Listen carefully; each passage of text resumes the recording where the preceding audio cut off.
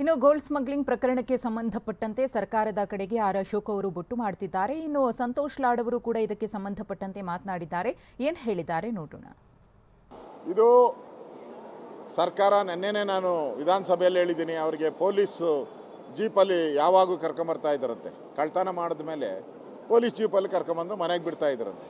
ಅಂದರೆ ಸರ್ಕಾರನೇ ಇದರಲ್ಲಿ ಆಗಿದೆ ಅನ್ನೋದು ನಮ್ಮ ನೇರ ಆಪಾದನೆ.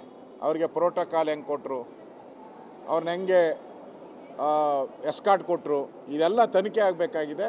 ಅದಕ್ಕೆ ಸರ್ಕಾರ ಇವತ್ತು ತಪ್ಪಿತಸ್ಥರ ಸ್ಥಾನದಲ್ಲಿದೆ. ಈಗಾಗಲೇ ಈ ತನಿಖೆ CBIಗೆ ಹೋಗಿದೆ.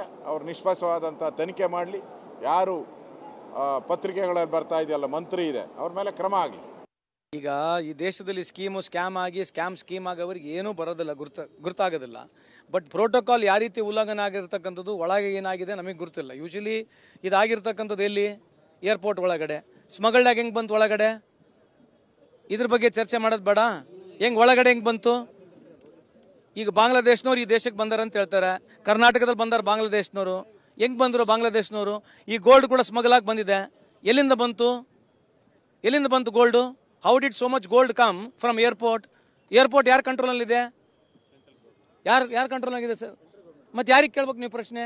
ಮೊದಲನೇ ಪ್ರಶ್ನೆ ಅದಕ್ಕೆ ಕೇಳ್ಬೇಕಲ್ಲ, ಗೋಲ್ಡ್ ಹೆಂಗೆ ಬಂತು ಅಂತೇಳಿ. ಫಸ್ಟು ಇನ್ವೆಸ್ಟಿಗೇಷನ್ ಆಗಲಿ ಮಾಡೋಣ. ಪ್ರೋಟೋಕಾಲ್ ಶಿಷ್ಟಾಚಾರ ಉಲ್ಲಂಘನೆ ಆಗಿದೆ, ಅದ್ರ ಬಗ್ಗೆ ಚರ್ಚೆ ಮಾಡೋಣ. How did this gold come? ಈ ಪೋರ್ಟ್ಲಿಂದ ಈ ಪುಣ್ಯ ಇದೇ ಒಂದು ಪೋರ್ಟ್ನಾಗಿಂದ ಬೇರೆ ಬೇರೆ ಏರ್ಪೋರ್ಟ್ನಲ್ಲಿ ಎಷ್ಟು ಗೋಲ್ಡ್ ಬಂದಿದೆ, ಪೋರ್ಟ್ಗಳಿಗೆ ಎಷ್ಟು ಗೋಲ್ಡ್ ಬಂದಿದೆ ಮಾಹಿತಿ ಬೇಕಲ್ಲ. ಸಂಪೂರ್ಣವಾಗಿ ಅವ್ರನ್ನ ಕೇಳ್ಬೇಕು ನಾವು. How did this gold come?